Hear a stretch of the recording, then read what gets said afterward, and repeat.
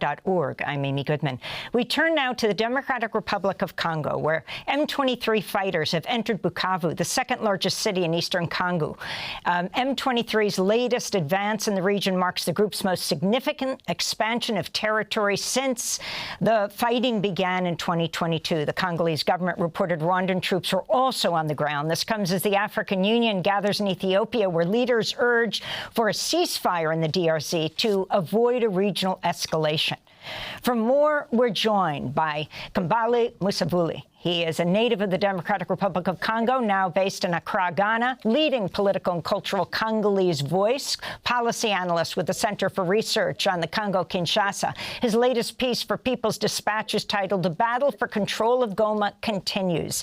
Welcome to Democracy Now! It's great to have you with us, Kambale. If you could just talk about the significance of this moment, what's at stake in the DRC? What is happening right now is that the M23 have taken over the city of Bukavu. Before that, they were taking over a few cities where the minerals are. And it's causing quite a lot of tension in the city. People that we know, most of them are not in harm's way, but they are worried about what will happen to them.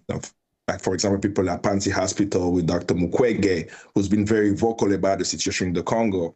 And the doctors in the hospital. But for us, the current situation is not the first time this has happened.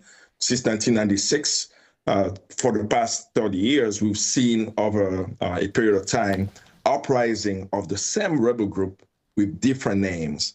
But what stopped them, right, the M23 in 2012, was international pressure. We're not seeing the same type of international pressure now, even though we have information that in the city of Goma, for example, where the battle took place, over 3,000 Congolese were killed in the city. There are over 3,000 bodies there. And now with the taking over of Bukavu, not knowing if they're going to move into other cities, the international pressure is not the same as in 2012. And can you talk about, I mean, for the world right now, and we're going to be going into this Oscar-nominated film, Soundtrack of a Coup d'etat. Kambale, you have seen this film. It goes back to 1961. It goes back to the assassination of Lumumba.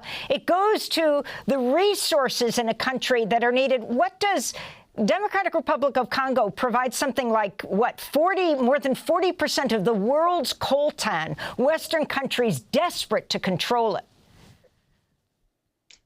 Congo is really at the heart of the fourth industrial revolution. You know, I've often said that you cannot talk about AI without Congo's cobalt, Congo's coltan, Congo's lithium. He actually also has one of the largest lithium reserves in the world. So when we talk about the militia group, we are also missing the point that this battle is coming out of a context, right? The control of Congo's vast mineral wealth. Soundtrack to a Coup d'etat is a great film. It shows us that what happened in 1960 is still happening now.